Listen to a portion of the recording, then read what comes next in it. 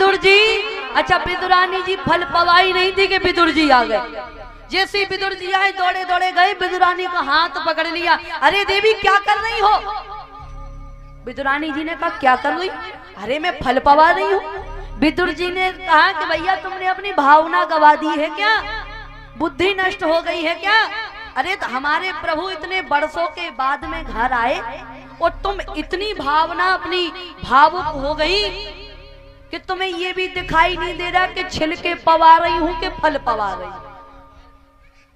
विदुरानी जी कहती हैं प्रभु मुझे क्षमा कर दीजिए, मुझसे बहुत बड़ी भूल हो गई, बहुत बड़ी भूल कर गई मैं। मुझे पता ही नहीं चला कि मैं छिलके पवा रही हूँ कि मैं फल पवा रही हूँ, पता ही नहीं चला मुझे।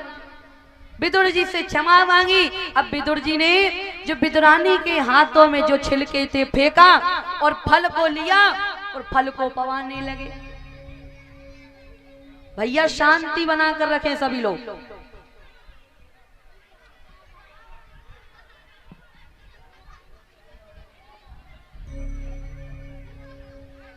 हल्ला नहीं करो तुम्हारी जय हो जाए। कितना हल्ला कर।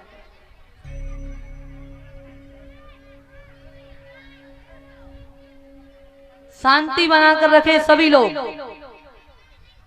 अपने अपने घर से बिजना लेके आओ करी तो हवा करत रह करे बैठ। अब ये बताओ रात्रि में तो इतनी ठंडक लग ही रही, दिन में कैसे बैठते आप लोग?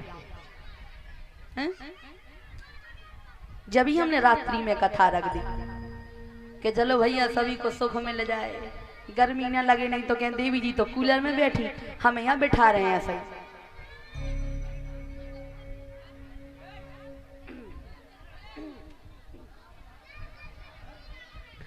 बोलिए भागवत महापुराण की। हाँ बिल्कुल कीप साइलेंट, बिल्कुल हल्ला नहीं करना। तो आज विदुर जी जैसे ही घर पहुंचे, विदुर जी ने देखा विदुरानी जी छिलके पवा रही हैं, हाथों से छिलके छीने और फल पवाने लगे विदुर जी।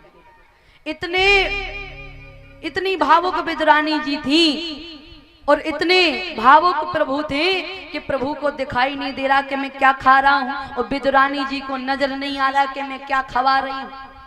भगवान भी प्रेम में डूबे हुए हैं और छिलकों को पाते जा रहे हैं, पाते जा रहे हैं, पाते जा रहे हैं। विदुर जी आए, विदुर जी ने हाथ पकड़ लिया, छिलकों को फेंका और फल पवाने लगे। अच्छा जैसे ही फल पवाया तो भगवान बोल पड़े। भगवान बोल पड़े। भगवान ने कहा कि एक बात बताओ विदुर जी, हम आपसे एक बात कहना चाहते हैं। भगवान ने कहा विदुर जी हम आपसे एक बात कहना चाहते हैं। विदुर जी ने कहा कहिए प्रभु क्या बात हो गई? भगवान ने कहा देखो बात तो कुछ नहीं है, बस यही कहना चाहते हैं हम आपसे कि जो छिलकों में जितनी मिठास थी, जितना प्रेम, जितनी श्रद्धा छिलकों में था ना, उतना फल में नहीं आ रहा है। आप चाहे मुझे कितने भी फल पवा दो, लेकिन जो मिठास जो छिलकों में था वो मिठास फल में नहीं है। विदुर जी समझ गए। विदुर जी कहने लगे प्रभु मैं समझ गया कि आप सिर्फ प्रेम के भूखे हो, आपको सिर्फ भक्त का प्रेम चाहिए। और देखो याद रखना। अच्छा पहले ये बताओ कि किन किन के घर में ठाकुर जी हैं, किन किन के घर में बाल गोपाल हैं? हाथ तो खड़े करो। हैं? और माताओं के घर में नहीं है क्या? हैं? अच्छा कुछ माताओं के घर में। अच्छा आप उन्हें भोग लगाते होंगे? भोग लगाते हो? काय का लगाते हैं? मिश्री का, दूध दही का? अच्छा चलो अच्छी बात है आप भोग लगाते हो, लेकिन देखो हम आपको कुछ चर्चा में याद आ गई, बता देते हैं। देखो आप भोजन पकाते हो तो भोजन बनाते गौ सेवा सबसे महान सेवा कही गई है। तो पहली रोटी आप अपने घर में भोजन पकाते हो तो पहली रोटी गौ के नाम की जरूर निकाला करो, और लास्ट की रोटी कुत्ते के नाम की होती है, वो भी कुत्ते को दिया करो। ऐसा नहीं कि दो ही रोटी खा जाओ। हैं? भैया करते हो सो आज से मत करना, कल बनाओ रोटी तो जैसा बताया है वैसे करना। और आप अपने घर में ठाकुर जी को भोग लगाते हो, दूध का लगाते हो, दही का लगाते हो, अच्छी बात है। लेकिन हो सके तो आप अपने घर में जब रोटी बनाते हो तो 2 रोटी छोटी छोटे भगवान के नाम की भी बनाया करो। बढ़िया 2 छोटे छोटे फुलके बनाए, बढ़िया घी लगाया उस पर। जैसे आपके घर में लहसुन प्याज खाई जाती है तो भैया उष्णता होनी चाहिए हमारे। स्नान करो, उसके बाद में जहां भोजन पकाया जाता है फिर भोजन बनाओ। हाँ, फिर भोजन बनाओ, बढ़िया पति को पवाओ, बच्चों को पवाओ, जिससे उनकी बुद्धि चले। कौन कौन माता हैं जो स्नान करके भोजन बनाती हैं? हाथ तो खड़े करो हैं? और जो हम देखो गलत नहीं बोल रहे हो ना, मैं आपके विषय में बोल रहा हूं। हाँ, और देखो अगर बनाते हो तो जैसे आपको नहीं पता है तो देखो हमारा कर्तव्य है बताना, करना आपका काम है। करोगे तो आपको अच्छा फल मिलेगा, आपको पता चल जाएगा कि कितना परिवर्तन हमारे परिवार में हो रहा है, घर में हो रहा है, बच्चों में हो रहा है, अपने आप पता चल जाएगा। अब जब कर्म ही आप लोग नहीं करोगे, फल की पहले इच्छा कर लोगे तो कहां से भगवान फल दे दे? पहले कर्म तो करो। इसीलिए भैया स्नान करके भोजन पकाना चाहिए। और देखो भगवान को भोग जरूर लगाना है। जिनके जिनके घर में ठाकुर जी हैं और नहीं भी हैं तो भी भगवान को भोग लगाओ, कोई से भी भगवान हो, उनको भोग जरूर लगाना चाहिए व्यक्ति को। 2 रोटी बढ़िया फुलके बनाकर घी लगाई, मिश्री रखी। अगर सब्जी अगर आपके घर में बिना लहसुन प्याज की बनती है तो भैया सब्जी लगाओ, उनको बढ़िया थाली सजा के लगाओ। और लहसुन प्याज खाते हो तो भैया फिर मिश्री का लगा दो, रोटी पर मिश्री रख दी, शक्कर रख दी, भोग लगा दिया, उसके बाद में खुद पालो। और देखो भोग लगाने में भी श्रद्धा होनी चाहिए, प्रेम होना चाहिए, तभी भगवान उस भोग को स्वीकार करते। हाँ, अगर तुमने भगवान के सामने 56 भोग लगा दिए और अगर 56 भोग में श्रद्धा नहीं है, भाव नहीं है, प्रेम नहीं है तो भगवान उस 56 भोग को भी ठुकरा देते हैं महाराज। और अगर 2 सूखी रोटी भी भगवान को आपने बड़े प्रेम से लगाई, बड़ी श्रद्धा भाव से लगाई तो भगवान उन 2 सूखी रोटी को भी पा जाते हैं। तो भोग लगाने में भी श्रद्धा होना चाहिए, भाव होना चाहिए।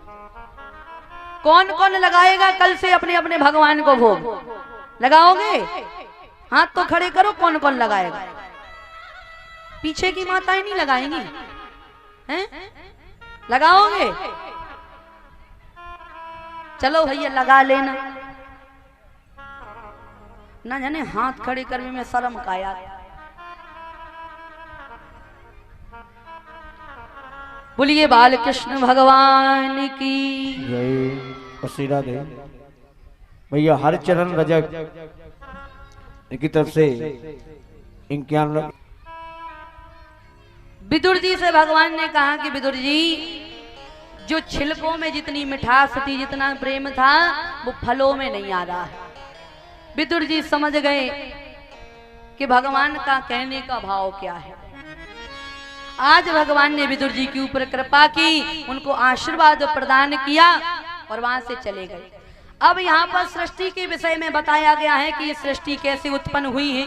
देखो ध्यान से श्रवण करना कथा तो ही समझ में आएगी। हाँ,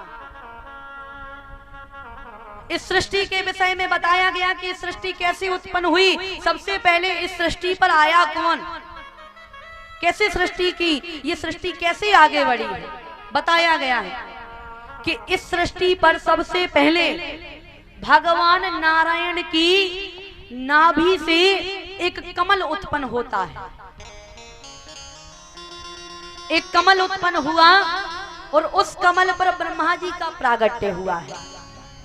सबसे पहले ब्रह्मा जी इस पृथ्वी पर आए, इस सृष्टि में आए। लेकिन ब्रह्मा जी आ तो गए इस सृष्टि में, लेकिन ब्रह्मा जी ने चारों ओर देखा, महाराज जल ही जल भरा पड़ा है, कहीं कुछ है ही नहीं। जब सब जगह जल ही जल देखा तो ब्रह्मा जी अपना आधार खोजने लगे कि भैया मुझे किसने भेजा है, मैं क्यों आया हूं। इस सृष्टि पर, यहाँ तो जल ही जल भरा हुआ है, मुझे उत्पन्न करने वाला कौन है? विचार करने लगे। ब्रह्मा जी को जब जल ही जल दिखा, ब्रह्मा जी ने सोचा भैया कहाँ जाऊं, किससे पूछूं, मुझे किसने भेजा है? तो ब्रह्मा जी एक कमल पर विराजमान थे, उसी कमल पर बैठे बैठे चारों ओर निगाह से देख रहे थे, भैया जल ही जल भरा पड़ा है, कहाँ चला जाऊं? तो उसी कमल की नाल को पकड़ के ब्रह्मा जी जल में प्रवेश कर जाते हैं। अच्छा, जल में प्रवेश कर गए, कई वर्षों तक जल में अपना आधार खोजा ब्रह्मा जी ने, कई वर्षों तक, लेकिन ब्रह्मा जी को उनका आधार प्राप्त नहीं हुआ। कैसा आधार? ब्रह्मा जी को आधार नहीं मिल रहा है कि मुझे